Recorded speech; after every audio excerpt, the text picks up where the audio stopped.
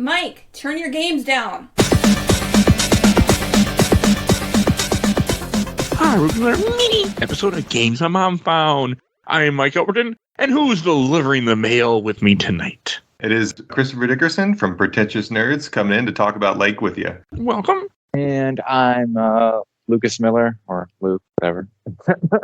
All right, and welcome. This is your first time on the show. Well, thank you for joining us. So we are here to talk about a game that I have been thinking about. God, how long has it been, Chris, since you first mentioned it to me on the podcast? Dude, has it been like 3 years? Is it? No, it can't be that long, right? Like, because you were on a what are you playing? I was tempted to look this up, but the amount of effort that was going to be put in was not in my. And I actually don't put any notes of like what people talk about in the show notes. I don't do that because listen to the show and find out. But yeah. I want to say you joined early on some point in late 2021 after this game had came out and had talked about Lake. Yeah, I remember because it was what you were playing. I remember we talked about the dodgeball game. Dodgeball Academy. And then we also came up, I was playing a bunch of things, but Lake came in there, and it's just wild that we're finally back to it. And I remember really liking it and talking about it. I guess it was probably 2021. But yeah, I'm happy that you finally got around to playing it because it's certainly something to discuss. You know, it's a smaller title, but I think it has enough there. It's also just very weird in the realm of video games. I would definitely consider it a cozy game, to use that terminology. But I like it because a lot of cozy games are longer, right? They're farm simulators. They're games that want you to be cozy for at least 50 to 100 hours in what you're doing. This is a nice, breezy, I think, 6 to 8 hours? It's been a long time. Even that. Yeah, it's probably even shorter. But I like this cozy. It's very linear, of course, because you are going throughout a season. And yeah, I just really, really like it because it is a cozy game. I can just sit down for 6 hours and be like, this is a very goofy, silly story. And yeah, I have fond memories because of it. Even if maybe at the time I wasn't as praiseworthy of it, I have since even warmed up to it. You liked it when we talked about it. I'm trying to figure out when it was, but it's not going so well. You did like it. I remember that because you got my attention about this game immediately, and I've been thinking about it ever since you first talked about it. In that, what are you playing? And it's been at least 2 years for sure. I'm trying to look it up, but I don't think it might have not been 2021. It might have been early 2022 whenever I got you on. Mm-hmm. And yeah, and I have not stopped thinking about this game. Oh, so this game developed by GMMF, which is a developer that I've never heard of before, but looking at their history, does a bunch of mobile games and stuff. Interesting. Yeah, I never looked them up either. So I just did for a second. And this came out in 2021, and then for PS4 and PS5 in 2022, and for Stadia in 2022. Oh, it came out for Stadia too? Yeah. I'm sure that worked out well. Oh, I'm sure it's still doing great. And in case, I want to make sure you guys know, just in case it's missed over the course of the podcast, this game does actually have DLC. Yes, I saw that. Was tempted. There was a part of me that thought, I should get this when it goes on sale, and then I can record a Christmas episode about it. And I was like, I don't know if I really want to do that, but the idea is there. I looked at it and I was like, maybe I should get it. And then by the time I was serious about it, it was after Christmas. So I was like, well, it's too late. You know, maybe next Christmas I'll come around and check it out. Christmas DLC? Yeah. Yes, where you come back for the holidays and deliver mail again. Boy. Hey, you know what? Hey, they already built the world. They already got it. I am curious about it as a Christmas mini. I am whether it will happen or not, who the fuck knows? But yeah. I am curious. Maybe next year we can revisit it. I mean, I need time away. Oh, this is. It took about 6 hours. I looked up what it was on Steam. It was 5.8 for this. Interesting. Okay. So you just got my attention because this game takes place. I've heard multiple people. I was watching reviews before this, and nobody could get the year right of what year it was supposed to be. Someone's like, "Oh, it's 85. Oh, it's 88." This takes place in 86.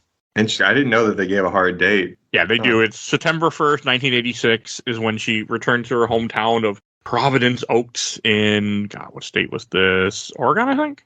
I'm going to go and trust your judgment. Okay, because they actually say what state they're in. I beat this a week ago. I don't remember, and I was going to replay it, and that didn't happen. Obviously. A week ago. Good month for me. I play everything pretty close to. I used to be like beat it right before, but now I beat everything about a week out from when I have a planned recording. Checks out. Yeah. So I try not to do too like I don't want to do it too much. Like I don't want to be like, oh, I'm a month ahead of the schedule and I don't remember what the fuck happened. I beat 10 games since then. So I keep it closer. But yeah. But no, I mean, it's just a very touching little story. I mean, I'll just kind of go over the plot real fast. Like the idea that you're this woman to 1986 working with computers. You live, I'm assuming that's New York. They don't ever say, but it feels like New York to me. Big town. Yeah, it's either New York or Seattle or something, but I don't think it's that close. But if it's New York, the time zone things might not make complete sense. But I mean, it's irrelevant. It was just something that I wanted to know. Yeah. It's a personal issue, but like the idea is that you come back to your hometown after you haven't been there for 20 years and you're taking over your father's route because he's taking a vacation for the first time in his life or something, whatever the hell. He's in Florida. You're here. And it's just an interesting little game where it's really just the mechanics of the game are just you driving a postal truck and delivering mail each day. You have 2 weeks that you're in this town. And you get a list of packages and letters you have to deliver, and packages you got to grab the right one or it won't let you deliver it, and letters you just walk up and press A. Like very, very simple gameplay, but honestly fun. Yeah. I thought it was super compelling. I think there was like an Xbox indie game demo fest or whatever. Oh, yes, there was. They dropped the demo of it, and I was just like, sure, why not? I like story-based little things, and I ended up playing like 2 hours or something. I got sucked into this little, just all these like characters and then just drop. I'm like, why am I enjoying this? It's the most should be the most boring thing in the world. But I don't know. I thought it was really interesting. I mean, that's to its credit. Like it's actually a very interesting little game. 100%.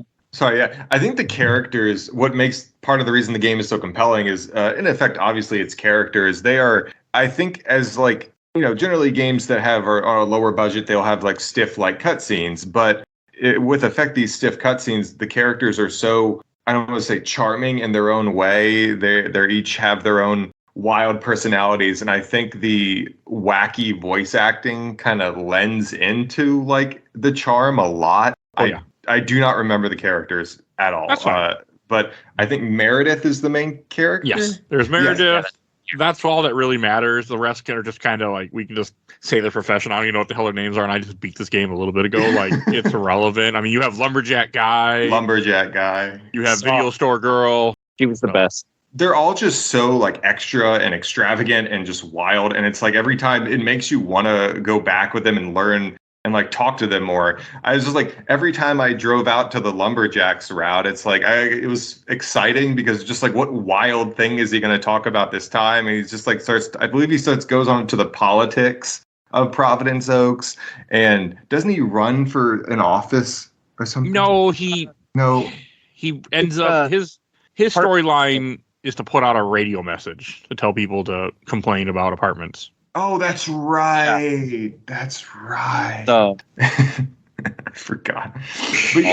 But just like wild little stories like that, I think make the game compelling. And that's really what it is, just 6 hours of these goofy little stories that are just fun. And honestly, I think the graphics and everything, it's a very pretty looking game. And it just makes it entertaining to go around. It doesn't overstay its welcome and just, remains entertaining throughout. Asshole in the little motel who just plays video games for the entire game. Oh, yeah. Who can't be bothered to talk to you. Yeah. Yeah. That's the worst. He was a piece of shit. I know. Just awful. I don't even know if I don't know if we ever learned his name. I think you might have learned it at the end, but I'm not 100% sure. I'm just like, God, I hate this guy. I don't think you did, or you get any information, because he's really just there. You deliver a couple packages. You can either be nice to him or you can be an asshole. I was an asshole because he deserved it. I think he shows up at the sort of like little meet and greet powwow at the end at the diner, and I think he like got so mad at playing his game that he just like fell out of his chair and hurt his neck. So I'm pretty sure he's in like a neck brace or something, and he's just gonna be like that. He is like, fuck you, my guy. Hilarious to me that's where they went with it. No redemption. He's just a dick the entire. Just a dick to be a dick. He should have been delivering mail. Should have been. Right? Him on the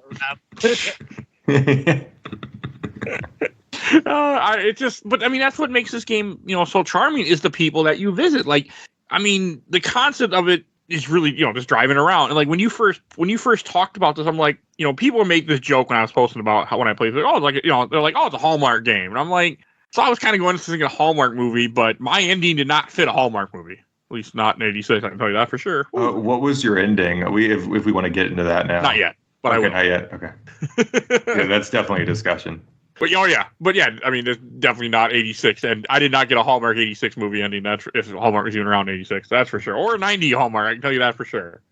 So I got none of those. But like, it just was so charming just to drive around. Like the music, I liked it, but I didn't realize there was only 2 tracks. So no.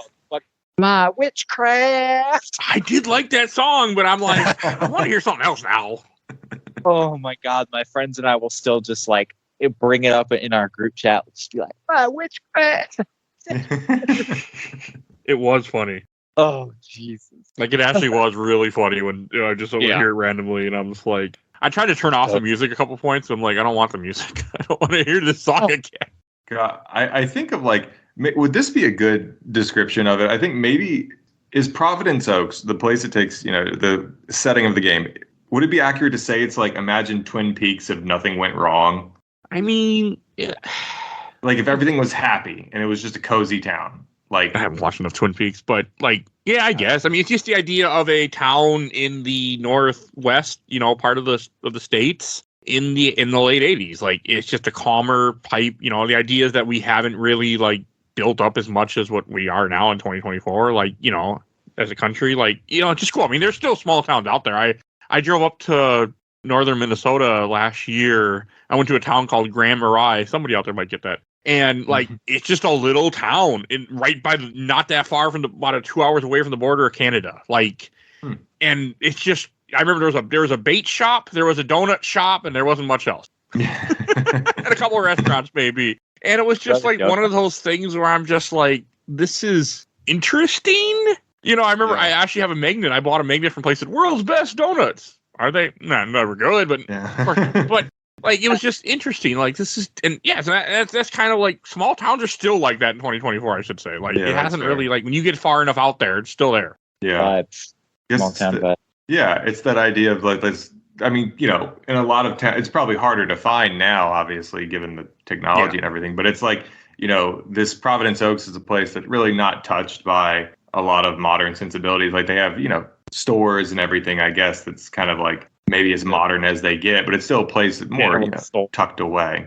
Yeah. And it feels like that. I mean, the idea is, like with her, she left 20 years ago and never came back. I get that 100%. I left my hometown. I didn't come back for fucking 9 years. So, or something like that. I get it. Like sometimes you just don't want to go back. You're like, no, I'm good. Go on with your life. Yeah. I think that, it's a story that, I guess you could say is in a lot of Hallmark style movies. It's a very, I don't want to say, story of, wanting to come back to home after so long and just kind of, it's a classic, like the big city is not all it's meant to be storyline. It's we love our cozy small towns where everyone knows each other and everyone's friendly. It's a very, story that's been told many times before, but I guess never so much in a video game format. And I think that, level of interactivity is where you can really get into the story and kind of have fun with it. I mean, not like this. And plus, like you can really alter the game depending on how much you talk with the different residents as you deliver packages. I mean, you can be just real, like, here's your mail, bye, and or you can ask them questions. You can, exhaust the dialogue tree. There's not a whole lot of it, but you can do stuff with it, which will then give her events Persona style where she does stuff after work each day. Oh, yeah, that's right. And that really adds to it. Yeah. Like, really unique. And I was like, this is like, I had a great time playing this for my 6 hours. Like, I was having a lot of fun, way more than I expected. And I was like, okay, did not expect, like, I got really into this game, didn't want to put it down. I just want to put headphones in and just zone out in this world and hear the same song over and over again. Ma, which there were, I think after work, you either had an option to like watch TV or like read a book. And I remember I chose like read a book because I mean like I'm big into reading or whatever. But like there was this I can't remember like the book you did. It was some like ridiculous like satirical Regency thing, and it was like the like the hot duke or whatever, and the like peasant lady or whatever. And it was like fully voice acted with this narrator, if I remember correctly. And it was just they put so much effort into this goofy ass like ridiculous book. I think I remember I just like read the book the entire like every opportunity I could. I'm like, all right, I need to know like the next chapter of like I don't know whatever the hell the fake Regency romance was. Like it was incredibly goofy. Just a lot of little touches like that in the game. But I think that's what I enjoyed so much. And there's even like a story that started getting me thinking there's some kind of conspiracy story, because early on in this game, because you have about you do it for your 10 weekdays, so you have 10 days that you go out and deliver mail. It doesn't even feel like it blows by. It really does. I'm like, the game's over already. I'm like, I keep delivering mail for another week. I won't even notice. But there were a couple things that got me thinking. There's one where I don't remember this guy's name, but he's an asshole. He's some guy who works for the post office that comes over. He ends up Postmaster General or whatever. Yeah, and all I could think of was, I mean, we're in 2024, so stuff happened with maybe not. I don't know. Postmaster General is the title of the asshole that like, hey, we're gonna just shut down machines so we get so the mail goes behind, so people can't vote. All that garbage that happened. But this guy is just an asshole, and this guy he ends up suspending your coworker, which I'm like, who is this guy even delivering to? Like, is there that much mail you need 2 postal workers for this little town? Like, come on now. I didn't even think about that. Like, I was like, you really don't need 2 people, I don't think, because not everyone can get mail. Well, I guess you can get garbage mail every day, but this is the 80s. Like, how much garbage are they getting? Like, but again, more stuff was printed in the 80s, so there's that. But it was just weird to me. I'm like, why are they? They suspend him for no reason, like for gambling, but then that never, like that storyline goes nowhere. Like you get a conclusion of it where that guy's sent away, and the buddy's like, oh, I had friends. Like, yeah, that's a disappointment for me, but same. I was like, I want more. Yeah, I totally forgot that was the thing. It sort of felt a little bit to me like, I don't know if you guys have played a Firewatch. Yes, I have on this podcast. But there's sort of a storyline in there where at the beginning it's like, whoa, what's going on here? And then the actual ending of it just ends up being like very like kind of disappointedly grounding. Grounded. I'm like, well, I don't know. I felt like the payoff just didn't work there. I loved Firewatch, phenomenal game, but yeah, that was just something where in this game it was just like, oh man, are there going to be stakes? Is he going to get in trouble? Like, what's going to happen? And it was just kind of like, nah. We just brush past that. It's fine. Expectations. I mean, I love Firewatch personally too, and I like that ending. But it's just it's kind of one of those things where it takes what you expect and just throws it out the window, and that's kind of what they were going for, I think. For me, that was Gone Home. If either of you have played that, Yep. Yeah, that is a game that I kind of definitely like. That taught me to like, oh, if it's not like an action game, I probably have to set my expectations for the kind of story it's going to tell. I definitely agree. Yeah, it made me appreciate it much more. Like my friends and I all bought that, being like, oh, new horror game's out. This is going to be awesome. Creepy house. And then we played. It's like, oh, this is not what it is at all. And we finished it, and I was like, oh, it's actually a sweet story, but it's like. At that time, I was in high school wanting a horror film, and now as I've grown, I'm like, okay, I set my expectations correct and be like, this is going to be a different kind of story, I guess. I like that personally. Like in this game, there's another thing that threw me for a loop that I thought was going to come around, did not. You have to deliver a package, which is obviously a chainsaw at one point, but you deliver it to an abandoned cabin. Yeah, I remember that. I remember that like out in the woods too. Yeah, I'm like, okay, this has to play a part. That somebody's like, hey, I need this delivered, but I don't want them to know who it was for me, so we'll have it delivered to some middle of nowhere, and I'll go pick it up. And there's the comments of like the lumberjack guy that talks about wanting to, cause issues for the apartment buildings. I'm like, is this gonna? And then it doesn't go anywhere. Like it's never referenced. Like you just deliver a random chainsaw. And I'm like, okay. Sometimes you get creepy orders. I personally wanted more. Like I wanted like some conspiracy, but it wasn't what the game was going for. This wasn't what the game was, and that's okay too. Like it was just a fun experience where you just are delivering mail, and like you aren't supposed like that didn't matter, but it got my attention so much. I had forgotten about that one actually, but yeah, I remember like I think the guy is just like super super shady, and you're just like, oh boy, because he has a gambling debt or something, I guess. And I mean, yeah. To be fair, the world does, especially in the 80s and 90s, look down on people who gambled. I mean, half Michael Jordan during that time, but like it just does. So I get it. Yeah, I guess it's like also the idea of, maybe in the 80s as well, but you're a male person, so you're going to get, you're going to see weird things in packages. You're going to come across weird situations, but it's like, this isn't, what are you going to do about it? You're just delivering the mail. As a guy who used to work at FedEx, that didn't change, by the way. Yeah. So there you go. You got some experience with this. Like sometimes you're going to come across weird things that really you can't do anything about. And that's just the way the world goes, I guess.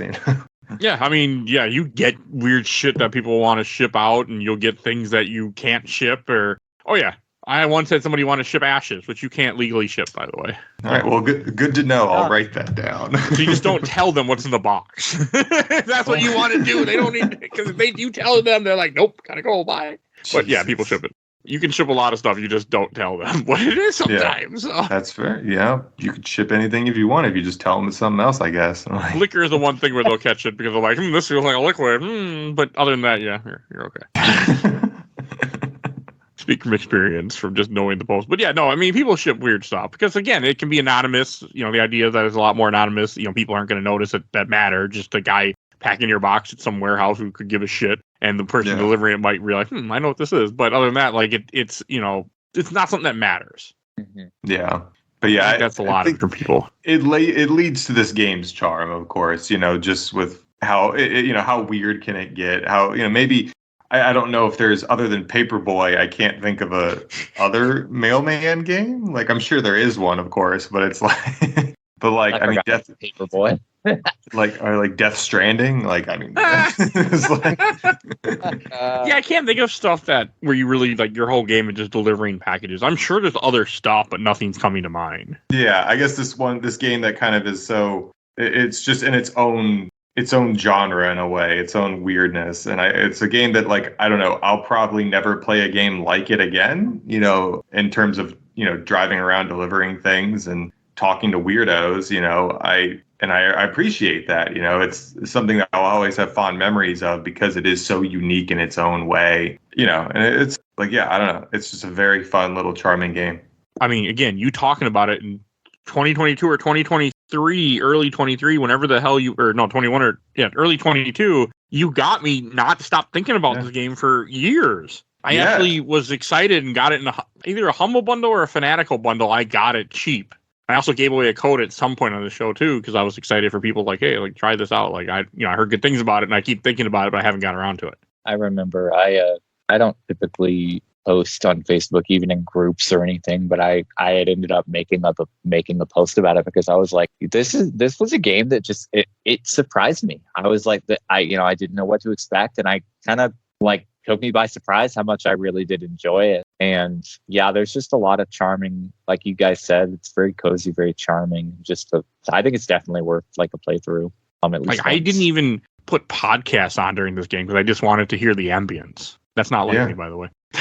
That's fair. It's like sometimes if I'm like at a slow part in a game or just not much is happening, I'll put on a YouTube video in the background. But it's like, I think Lake is paced in such a way where you're kind of almost don't have a moment for that. It's like, because the deliveries go by very quick, and then you are constantly kind of engaging with some wacky character, every few minutes. And you have the ones you have to drive around the entire lake, and then that can take a couple minutes. I never timed it, but it definitely, that was definitely the farthest where you might not have any interaction with people. But usually there's always something on one side that you'll end up having to go to, or sometimes on each side. Like there'll be stuff to sprinkle it out so you're not just driving aimlessly. Yeah, exactly. And just, I don't know, maybe there's people, there's just something compelling about being a delivery driver without the stress of actually the whole delivery process.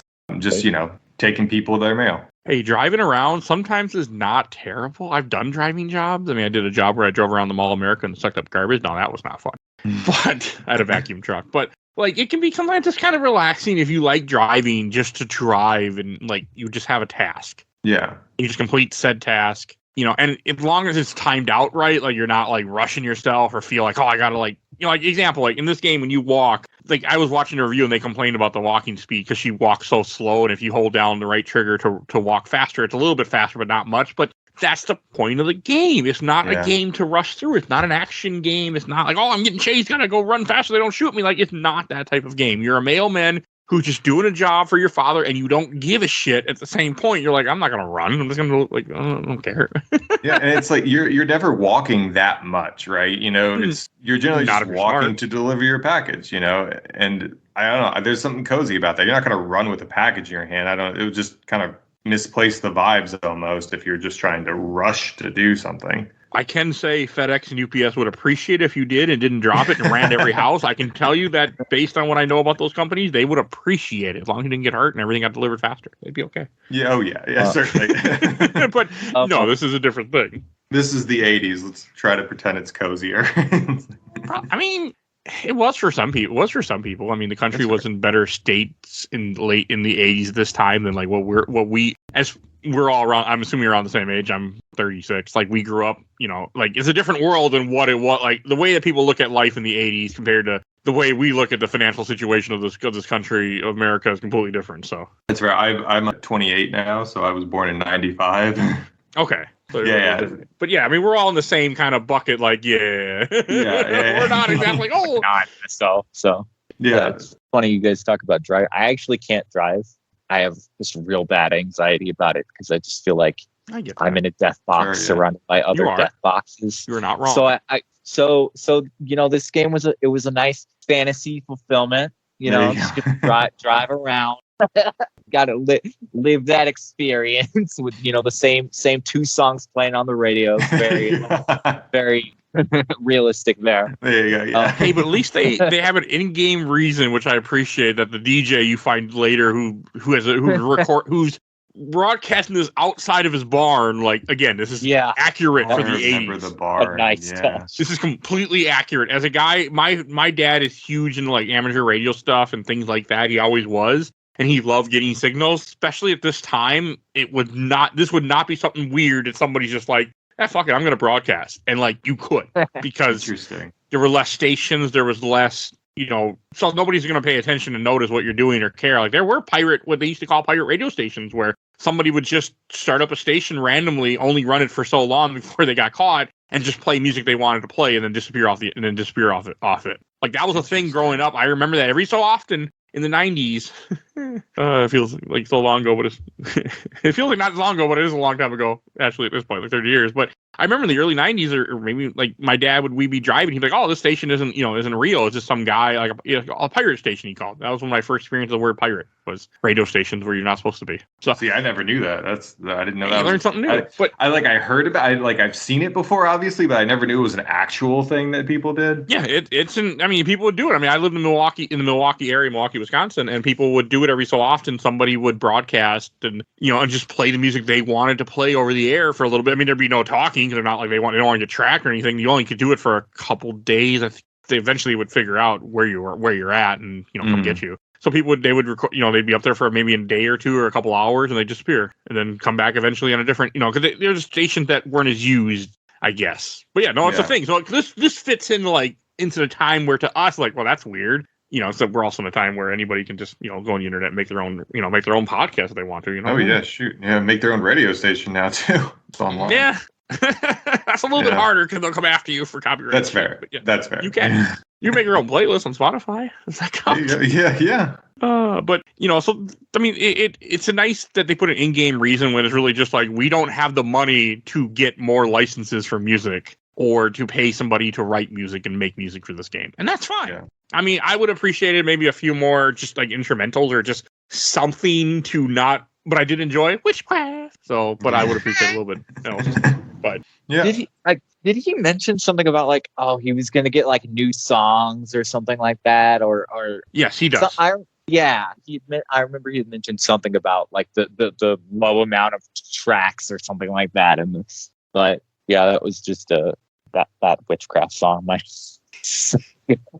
Did you guys, by any chance, at the movie store, did you guys look on the shelves? I did, and I know there's references and stuff, but it's been so long since I played it, I do not remember what they are. Yeah. You go, Luke. Like I honestly I cannot remember a ton of them either, but I know there's like just a ton of parodies. There was like Ghostbusters, Footloose. I can't remember the specific name. There's like there. No, I was just saying like yeah. There's a lot of like parodies, and it was I think I sat in there for like maybe 5-10 minutes just looking at all of them. It was really silly.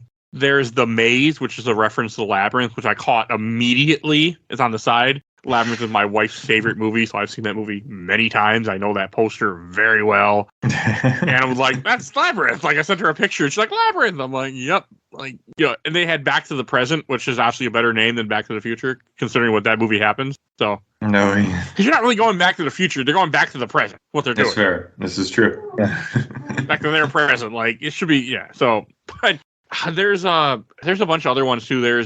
I forget I can picture some of them and I knew what the movies were, but I can't think of like what they're called. But there's a lot of different stuff that is. There was like a Scream one, like a Ghostbusters or something. I don't know. Like there's something Ghostbusters. There's one with a keyhole on the cover and like a blonde woman, but I forget what movie that is supposed to be. No idea. Peggy Sue or something. I don't know. I'm not a big 80s movie guy in general. No. So I don't know the movies. But I remember just, looking in there and seeing all the stuff I've maybe never seen, but like, oh, I know this is a movie. And I'm like, It was a nice little touch. Another one of those like charming things that I was like, they really didn't need to do this, but I'm glad they went so hard. Every time I go into a video store in a video game, it's like every time you go to that movie store, it's like it's the first thing I do is look at the shelves. It's like, what are there any references, if any? I appreciate that. Like it was such a cool little moment too, just to kind of like, and the video store is so great in this. She's awesome. Yeah, it is. Yeah. I know. I can't remember her name, but she's really cool. Yeah. I think Angie Eastman was her name. I think I definitely looked that up on a wiki. But yeah, it's in there. She was like one of my favorite characters. Well, she's one of the best in there. Like you run into you meet her because you deliver a package. She tells you how her movie, place isn't doing good because people don't want to rent movies in the small town, which again makes sense. It's the late 80s. Not everybody has a VCR. I mean, they're much more expensive at the time. Movies were much more expensive too in the 80s, like $90 at one point, I think, for some of the VHSs or something crazy. There's something like that. Like Batman, I think, was like $70 or $80 because they, it was mostly sold to a business. So like you can pay it because you're going to make your money back. So it was just different time. Yeah, interesting. For people. I mean, again, I don't know. I only know this because I've heard people talk about it on podcasts. Yeah. And YouTube videos. That's how I know it's a fact. But I'm like, okay. No, movies are weird, like, because it's a different thing. And like you deliver a portable VCR to a couple different people to have them watch a movie, and you get to pick out what movie they watch. And that's right. Yeah. There's some cool little moments. Like, I liked it. I think there's a healthy layer of player choice, agency in the game to kind of gives that, highlights the interactivity a little bit and makes the game more exciting because, it's not like a Baldur's Gate by any means, but there is a level of choice that kind of permeates throughout the entire experience, leading the entire time. So it's like, in a way, I don't think it would lead the best to replayability, but I think it leads the best to memorability. So you just kind of have, there's more memories that you came from, like this was your specific, like you chose this movie for someone, you chose this dialogue, you chose to stay and read a book inside. That just kind of lead to, making the most out of this is your delivery job, your kind of life for these few weeks here. And I don't know, it's almost role playing in a way. Yeah, no, I mean, it is. And it captures that experience of giving you choice and making you feel more, connect to the world. And I'm glad that it's not like Baldur's Gate level choice. I don't want I don't want that type of choice in any game, to be honest. Like I want the game to be like, this is where you're supposed to go, Mike, go do this. Not, well, how do you want to get there? Do you want to go over the wood? Do you want to go through the wood? Do you want to fly? Do you want to just go over the mountain? I'm like Breath of the Wild. Too many choices, too many options. Don't do that to me. Yeah, I'm kind of the same way. It's like I get very overwhelmed if there are like a million different like ways something can carry out in a game, and it's just like the thing where it's like you can't see everything in one playthrough like stresses me out. So it's one of those things where I really like these sort of shorter, like narrative driven experiences that it's kind of like one and done's. I'm finding that a bit more compelling than the huge, like endless open world type stuff. Like it's good to have these kind of palate cleansers every now and again. Oh, totally. You need that. Yeah, in a way, I love every kind of game, but it's definitely a style. I mean, my favorite games of all times are mostly linear Japanese RPGs. As much as I love player choice, I will love a game that is linear and will walk me through the story. Yeah, tell me a good story versus like this. You play it for a million hours and it's just sort of the same stuff over and over again, and the story's there, but it's like so much just filler, I guess. And this is like none of that, Exactly. Depends on where you're at in life. There's a lot of it too. Oh, for sure. No, Because I remember when I got fired a year and a half ago or so, or maybe 2 years, depending on when you're hearing this. And like I was playing Arkham Knight, and I was just like, you know what? I love the fact that this is completely open world, and I can just punch people while I'm irritated and just explore this game for 40 hours. There's it came at the right time, or like my schedule came at the right time. Sure. There's definitely like it's just a good open world game where you can just get lost in. Like it has its merits for sure, but like I write myself, and it's like if I'm not working, then I'm probably writing. So my video game time is sort of limited. I have like a huge backlog, and it's like I want to play games, but also I want to write and tell stories and stuff. So that's kind of what I focus on more often than not. You want to be creative. That's why I started a podcast where I play games, so I could play games and talk about it and still be creative and play new games. Yeah. Hey, I get it completely. I was trying to be a writer when I was in high school and early 20s, but then I had a kid, and then that was the end of that. But I was I was writing short stories. I wrote a novel. I was I'm going to be an author, and then I'm like, I need money now. So we got to do it. So that stopped. But I should go back to writing. It was either writing. I mean, if I wasn't podcasting, I'd be writing at this point. Writing is such a wonderful thing. It makes me so happy. But I mean, I have a creative writing degree, so if it wasn't for this podcast, I'd be back to writing again. But this is my creative output. And now this thing I create every 3 times a week at this point. So, there's another one. The random people in Lake that you run into is the crazy cat lady. Oh yeah. I like her because the hilarious of it. Like I was thinking, here's the most unrealistic part of this game is where all the cats just stay in her yard. I'm like, completely unrealistic, not happening. It'd all be gone. That little mini storyline where one of her cats got sick and he had to take it to the fisherman guy. Oh, that's right. Yeah, I did that. Yeah. I was like fun little moments like that. It's a moment of tension, but it's really not obviously that intense, but it's just kind of fun. Yeah. You get to go back to a character you already previously met, and it's kind of just further existing in this world. It's a small town. Everyone knows each other, and you are, slowly becoming one with this small town and getting to meet everyone and kind of like, oh yeah, who the fisherman is, Yeah. Some of the people have been there since when you were a kid and they just never left. Yeah. That's the realest thing of it all. I mean, it is. Like a lot of people, I tell everybody at one point in your life, if you can, you should leave your hometown, your home city, and live somewhere else because I think it's a good experience. Like me, I'm from Milwaukee, Wisconsin. At 18, I moved up to, not that far, but I moved to the Twin Cities in Minnesota. I traveled 6 hours for a girl. Girl's long gone, but I stayed here. I met my wife. I've been here now for, 17 years. This is my home now. And I'm so glad I did that leap. But I think sometimes you just need that. You want to do that leap. You want to have that experience. And I can't imagine living in a small town your whole life. I have been to small towns when I was up in northern Minnesota. I was talking about earlier. I thought about, I could see myself just living up here and writing all the time, and that'd be it. That's what went through my head. Yeah. But at the same time, I think I'd miss the world.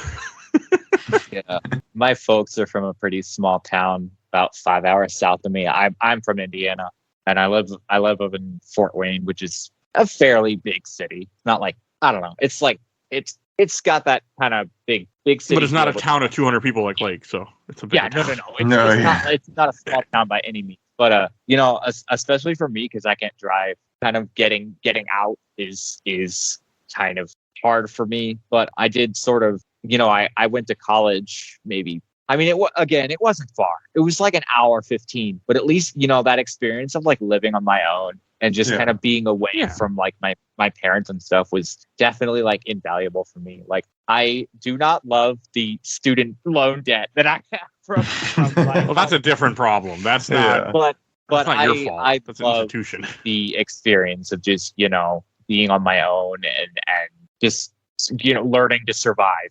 Kind of. I do live on my own now. I'm married. I have my wife, but it's funnily enough, I live in the house that I grew up in. But just that experience of moving away and getting away from what into being sort of thrown into something new, especially for me, who is like I'm a very big like I have my bubble and I stay in it kind of vibes.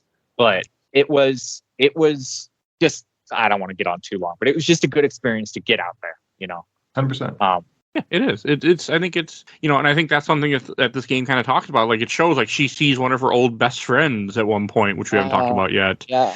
And like at first it's hard to connect. Like the first moment is awkward, and then as you meet her again and talk with her, and things are better. Which again is realistic. Like, you haven't seen this person in 20 years. You haven't talked to them because the internet doesn't exist. So apparently you don't know how to pick up a phone. Like. It's that's a a scene world. I really didn't appreciate. That at the time, but yeah, that's good. I mean, and that's kind of how it is. Like, for example, I got married 6 years ago, and I ran into my friends, and we hadn't seen each other in over 10 years. And within minutes, it was just like we were all kids again. Like, we just started joking, just right back to how we were. Like that, some of that doesn't go away. Like, it's just in you. Mm-hmm. And I think that's a cool element of this too. They captured that. Like, you go up to that fire tower, and she's like, "Oh, you remember this time you got drunk and started puking up here?" Like, that's what you would do. Like, hell, when I went back to Milwaukee the first time in I think it was 7 or 8 years, there was a wall that me and my friend used to climb up by his apartment building. I climbed up the wall and took a picture and sent it to him. Like, there was no point to it, but I'm like, I want to do what we did as a kid, even though it was a lot harder when I wasn't young. But like, it's just little things like that. And I thought that was just so cool that this game captures those elements different ways. The lumberjack thing is somebody you can date. The video girl, someone you can date. New people. But you have the old cat lady who remembers you. You have the old fisherman that remembers you. You have your old friend that that married the high school quarterback and is still here. And like, just lots of little elements that are just so cute. I really like that kind of like storyline, that reconnecting with an old friend and that sort of sense of like shared history. I love that type of stuff. I mean, it's what I kind of try and put into my own writing is just a sense of like characters who have history and, like just sort of, it helps things feel real. It helps the characters feel more alive.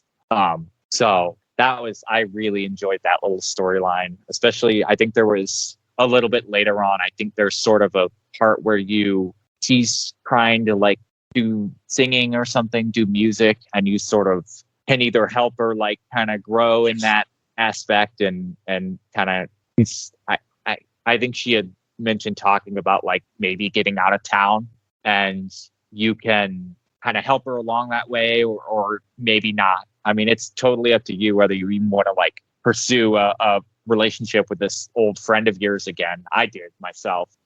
Just because I'm sentimental, but I did too. But also, but yeah, it's it's one of those things where it's your choice. If you want to engage with this in the game, you can. If you just don't, if it's not important to you, then you don't have to make that choice. Yeah. But that's what makes this game special too, is that you have the whole, I mean, again, you can be a complete jerk and just, not do any dialogue trees, but you'd be missing out. There's also the girl we haven't talked about, the mechanic girl that you run into. Oh, I like her storyline where you can invite her over to watch Nightmare on Elm Street with you, which I thought was cool. Oh yeah, I forgot about that. She was such a wonderful character too. Also on this podcast too, if you want to hear about that review of that movie. So like, it was just little moments like that I really appreciated. Then there's also the couple that's like running from the police or something that is hiding out in an RV in the woods. Yeah, with the RV. They were kind of fun. Yeah, they were a kind of a late addition to the story, and one that I felt I kind of wanted to like explore a little more, and I wish they would have kind of dove into that a little more, but it was just another one of those things where it just kind of like glossed over, and I was like, well, yeah. I mean, their point is just to give you the damn RV essentially, so you can have that story. But yeah, I mean, yeah, but it's just like, I don't know, maybe you brought them in a little bit earlier. No, I'm with you. Yeah. It would have been nice to have more stuff going on with them sooner than later. I'm with you on that one. So I would have enjoyed to have more story, like who they are, what they're up to, what, kind of what they're like, just a little bit more. Because I like how they invite you over, like, hey, do you want to smoke? Yeah. I mean, it was intriguing. There were interesting characters, but you just didn't get much about them. And I was like, dang, kind of a missed opportunity there, I felt. But that's fair. Then they leave because you got to get the RV that you can either take the RV, but I'm assuming that no matter what you do, the same storyline probably plays out. Like for me, I didn't take the RV. They drop it off, and then the video store girl bought the RV or took the RV. Yeah, I ended up seeing all the endings. I went back through and played through them all. That's what I should have done. It doesn't take long. It's just, I think there's the RV ending is probably like the hardest one to get, but then the other ones are just kind of like you have a choice at the end, and it's what you decide to do. I did the RV ending. I was actually not going to, and I hit the wrong dialogue option, and then there she went. So, wasn't on purpose. We can talk about the ending now. I think we covered all the characters in the town.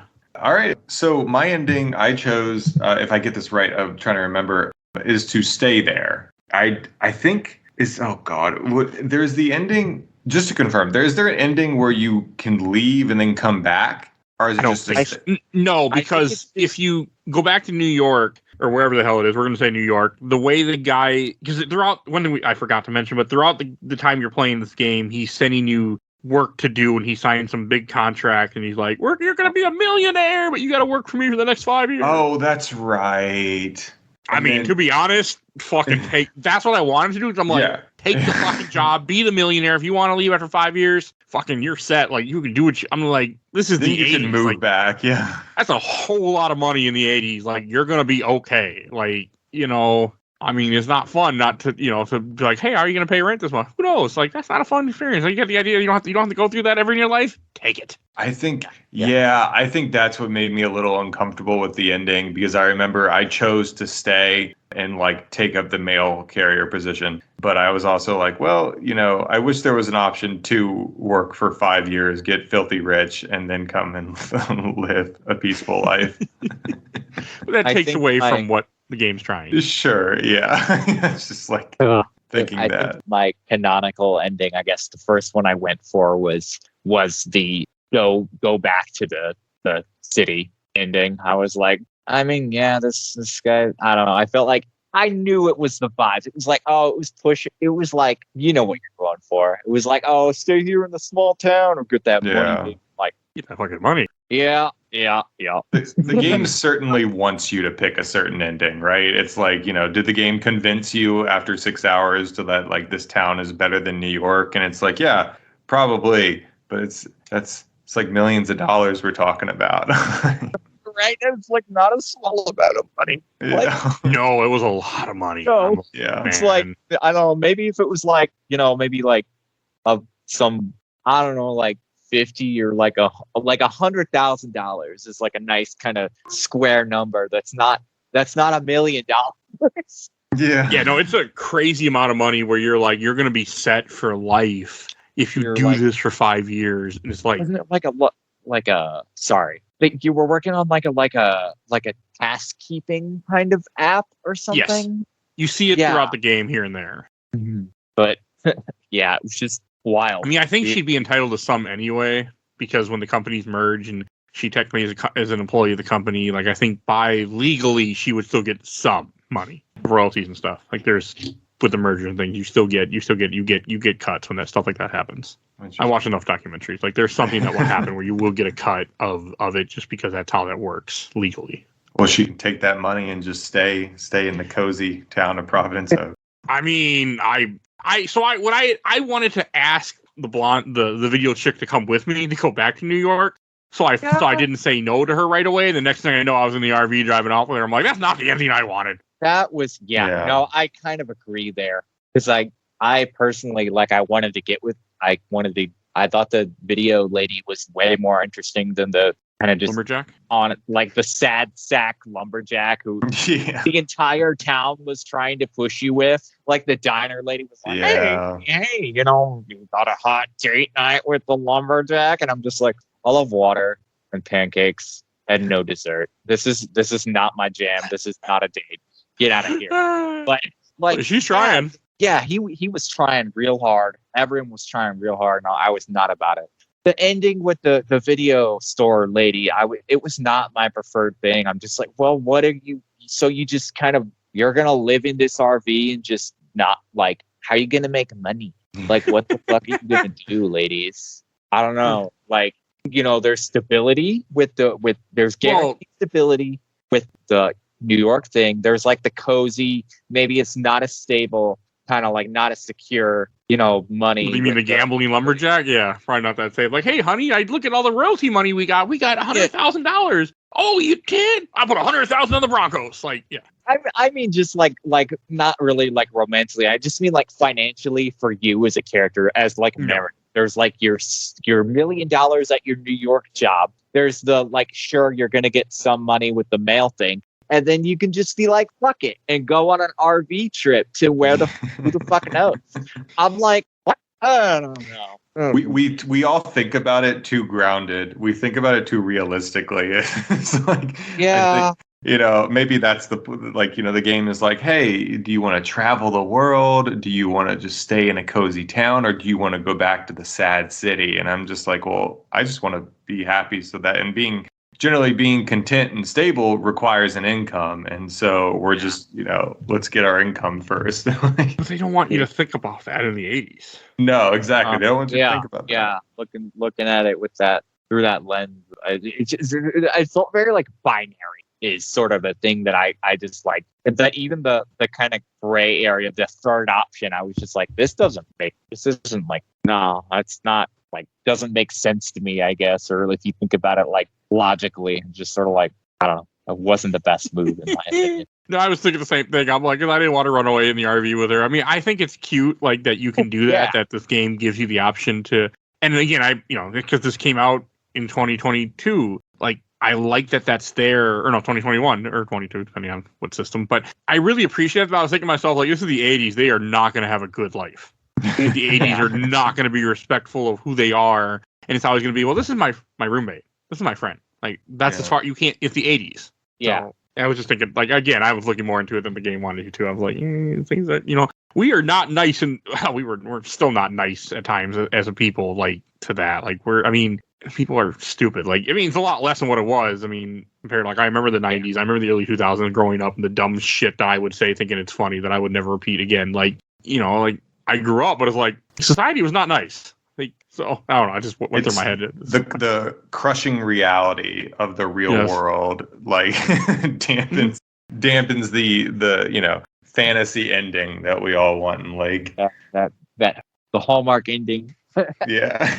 But still, like, it's I'm so happy it's there. Like, I didn't even try to romance the lumberjack. I was like, nah, fuck you. I went to dinner with him. I did this, but I was like you said, not a date. Not a date. He wasn't a great romance option. He just wasn't. No.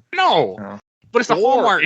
You know, like, the video girl made sense. They were connecting. Like, I remember when I got the option to kiss her, I kissed her, and I'm like, hey, does she go inside the apartment? And then later on, I found out she didn't go inside the apartment. I'm like, come on, guys, you had a perfect chance. It's throw in a little sex thing. Like, I don't want a scene. I just want going, I had a good night that night when I came over. Like, something's like enough. Like, I would know exactly what you mean. I'll be happy. Nope. Yeah. Just we kiss, so now we're gonna run away together. Mm-hmm. As one does. Sure. Uh-huh. In the 80s. In a Hallmark movie, if Hallmark was around in the 80s. I don't know. They probably were, right? I mean, they got all the greeting cards and shit. I had the ability to look this up real quick. Hallmark gives me like 80s vibes. That's all I get. Here, I fell into a little bit of a rabbit hole. We were talking about the first Hallmark movie is Omaha and the Night Visitors that came out in 1951. Oh wow! Okay, well, so showing our age a little bit. Yeah, they were around. I had randomly decided to check out some Christmas movies on Netflix. Good lord, yeah, they are. It's all the same shit. You need to watch Violent Night. I saw that, or I didn't see it, but like I heard of that, and it looked interesting. Watch it. Trust me, that movie. Don't look up anything. Don't read anything. Go into that movie completely blind, and you will have a great time. I think I watched the trailer. I know the premise, but beyond that's enough. Do not look up anymore. Go into it just with that information, And I didn't even watch the trailer. I went into the movie completely blind because a friend recommended me for this podcast. There's an episode about it, and I was just blown away with how much I loved that movie. So check out Violent Night for sure. Or the late Christmas DLC, Holiday in Providence. We'll see. We'll see if it goes on sale for like a couple bucks, and I can convince 2 other suckers that are on this podcast with me to buy it. We'll see about next year or later this year. I'll make a pledge. By $280 or $240 in Xbox money that I have lying around. It's got to be dirt cheap. Like I looked it up. It's like $20 or $15. No, it's like isn't it 10? I think it's $10. Is it not? $10? Still too much. It's got. Hey, I'm a cheap bastard that buys my games on Steam on sale and bundles. Like I want it dirt cheap if when I buy your DLC. How much is it? I gotta check this. It's $10. It's $10. Okay. Okay.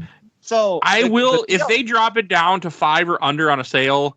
I will pick it up, and then we will do a mini on it in Christmas time because, sure. The DLC better give me another 6 hours of mail delivery experience. Just replay it over and over again. The coziest Christmas vibes. Oh, you don't even play as Meredith. You play as her dad. Yeah, it looks very cozy. Just like driving in the snow looks so cool. I don't know. That's a vibe. I had no idea there was DLC, but I could imagine like Christmas vibes. Dude, I love Christmas vibes. Yeah. So like, I don't know. I could see it. Especially maybe the song will be Jingle Bells, Jingle Bells, Witchcraft. Oh my God. Brand new music only for Christmas. I would love some like, I am a sucker for like the classic Christmas stuff. They're so I don't know. I could see it if they could do some nice, I bet they could do some nice Christmas music. It's the same 2 Christmas songs over and over again. I would love them probably. That would be mute then for me. I only like Christmas music at one time of the year. That's it. Well, you'd be playing it around Christmas, so I would be. So it'd be okay. But yeah, it'd be okay. And I mean, when I mean one time a year, I mean one day. Christmas Day. Just Christmas, and that's it. That's it. I don't want to hear it otherwise. I'm like, Christmas Day, I'll have all the Christmas music you want to give me. So after that, yeah, I'm good. You got to play the late Christmas DLC on Christmas. There also is another Christmas game that I'm hoping to put on the show that came out late last year, but I didn't pick it up. Ebenezer in the Invisible World. It's a Metroidvania Christmas game. Interesting. Oh, wow. I don't think I'm familiar with it. It just came out, but yeah, it looks. I forgot it existed, but when we were talking, I looked up Lake. I ended up on DLC. I ended up on this. I'm like, oh yeah, that exists. Fell down a rabbit hole.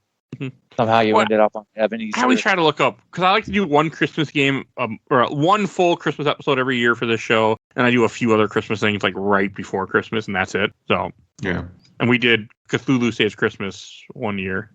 Forgot what the fuck we did last year. We did Nightmare Before Christmas, Oogie's Revenge. That's what it was. Okay. Oh, that's fun. That's a big. All right. Anything else you guys want to say about Lake before we go to Shelf Stacker Box?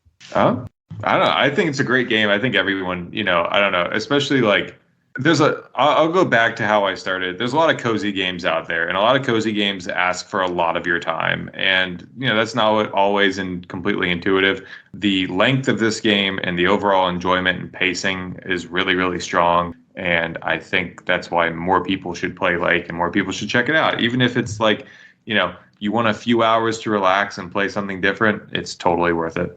Okay, cool. Yeah. No, I definitely share the same sentiment there. This was one that just kind of flew out of nowhere, took me by surprise. I played it on Game Pass after playing that demo for that they had for 2 hours or whatever. I was sucked in, and I saw it was on Game Pass, and I'm like, sure, I'll check this out. And it was just really compelling, really interesting. Maybe not as deep as I would want from some of the storylines, or I thought there were some threads that were kind of left dangling, but overall, just really interesting experience and just really cozy. The cool game.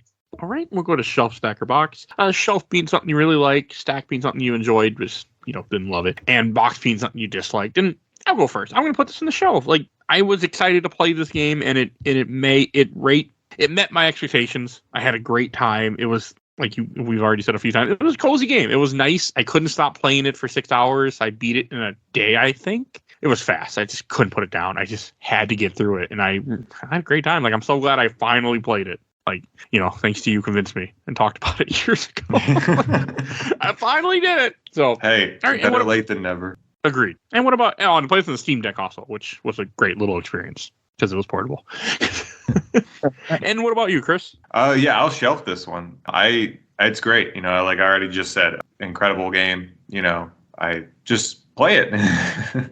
And Luke. Yeah. Once again, I kind of already said it earlier, but I think I would definitely shelf this one. I think there's something special about it. You know, I think you could even say that it had some witchcraft going on.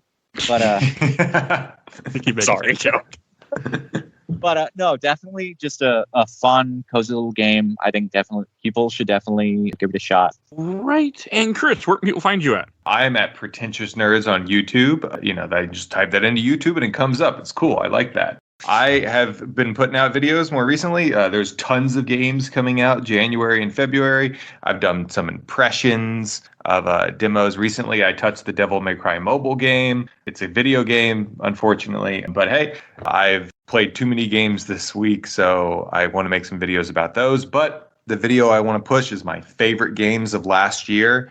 We had 2023 is a crazy year of video games, and 2024 looks to be even better. But it's worth it. That video is really fun, and I enjoy ranking things, especially games that most people don't know. I'm just looking up your video of the Devil May Cry mobile game. That looks like it shouldn't be mobile, other than I'm assuming that. It came out in China a few years ago, and the big discussion was that hey, this game is like a real Devil May Cry game. Like, what is this? Like, why does it play like a real Devil May Cry game, which is good. It plays really well, but one major problem is that it's a mobile game. So it is probably one of the most egregious mobile games I've played in recent memory. Constant ads flashing on the screen during gameplay. Just, if you want to have any fun with it, you got to drop and start drawing. You want to play as Virgil with cool swords, get ready to spend some money, just otherwise. Yeah. Yeah, it sucks. But again, the game is fun to play, which is the problem because they nailed the combat. But then it's you want to keep playing. You got to put thousands of gear items on. You need to level up a ton. No. And worse, just play the games. Just play the.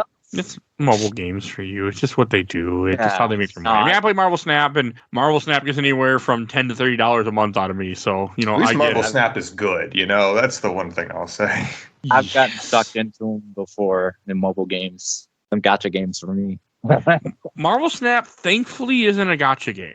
So thank God. It's a card thing though. Can you buy packs or whatever? I don't know. Thank God, no. Exactly. Yeah, it's actually very friendly. Okay. At least when I played it, it was very... It still is. They have the Spotlight cash system now, which I don't know if they had it when you played it, where you get 4 boxes, and every week it changes what's in there. There's one brand. You know exactly what the 4 things are you're going to get, so you know exactly what you're going to get. It's not. It doesn't trick you. I mean, you have 1 in 4 chance to get the new card. You have, and then once you get that, if you get one of the other things, then you have a 2 in 4 chance, and 3 in 4 chance. Then you're like, no, you're going to get it. Period. Are they? I mean, I guess are they loot boxes or whatever? Is it kind of a thing or? No, I mean, the game had loot boxes, and then the game got so much hate for it, the game took it out pretty quick. So yeah, that checks out. So I know I spend money on it, but I know exactly what I'm like. It's oh, hey, you buy this bundle, and you'll get X amount of credits and X amount of the different currencies, and I'll get a cool variant. Okay, then I'll bite, and I do it sometimes. Marvel Snap is good in that. I stopped playing it because I didn't like the person it made me become. I would just get really aggressive while playing it because again, they have the risk reward system. I forget what it's called, but it's it's the if you win a game, you can bet on it, bet that you'll win. What is it? That's not there. That's not there anymore? No. I mean, you can you have the cubes you can wager during the game. That's what I mean. That's what I mean. Yeah. I know I'm going to win, so I'll wager this amount of cubes. And it's see, the trick is you just stop giving a shit about those cubes, and then the game's more fun. Yeah, but I got so bad with it. I'd be I'm going to win this so hard. And then I just we get fucked over so many times. Mm-hmm. I just stopped caring about them. I get to Sorry, that's the real reason. The Marvel Snap part, but like I get to like the 70s, 80s, sometimes usually 80s in a season, and I'm like, I don't give a shit. Like, yeah, sure, I'd love to get 90 to get the 500 gold currency, which is the money currency, but like, I don't give a shit. I'm like, I just play. Like, my goal is just beat every mission that pops up, which you can easily do just by fate. You can even help just lose automatically just to win missions. Like, that's my goal. Just play the missions, get whatever the credits are, get the currency the game gives me. I get new cards. Like currently, I'm only missing 4 cards in the game at the time of this recording. I won't be as of the next 2 months. Because I won't be getting most of the cards because it doesn't make sense for me. But like, I'll get them eventually. But yeah, I love the game. So that's a good way to look at it. Yeah. I don't give a shit about if I win or lose. I'm just like, I just play to play, and I don't even care anymore. So healthy. Yeah, my goal is like any card game. I just want to collect the damn cards, and if I got more cubes, it doesn't really enhance me collecting more cards, so I don't care. So it works for me. All right, and I think that. Oh yeah. So if you want to support the show, we do a Patreon. Little dog, you can vote in our Patreon poll. You'll see a link in the show notes for that. We do have a Discord. Please join our Discord. Chat with us. And if you want to find all our other work, we have over 550 episodes. Probably by the time you hear this, it's going to be over 600 by the time you hear this, I'm pretty sure. You can find everything we do on Podbean. We are also on all the other podcatchers, but Podbean has the entire catalog, and you can search it right there. So if you can't find what you're looking for, try Podbean. Type in Star Wars. Type in Live a Live. You will find an episode with Chris on it. So go through our giant catalog. We are also on, and want to give a shout. So like I said, join our Discord, and I want to give a shout out to my awesome intro and outro courtesy of Helena at Hell Hasphere. You can follow her on TikTok. You will see a link in TikTok, Instagram, and Twitch. You will see a link in the show notes to her channels. You see a link tree. Also, check out A Gamer Looks at 40. My buddy Bill Tucker started his own podcast like 2 years ago. On the show all the time, so definitely go check him out. Also, go check out Nomads of Fantasy, another podcast I work with. And please follow us on Facebook, Instagram, Twitter, Threads, TikTok, where I make swirl videos, Blue Sky, and YouTube. Audio only, but I do post everything on YouTube, so if you get your podcast that way, they are all there. So I think that's everything I need to say, so we will see you guys all next time. Bye, everybody. Bye.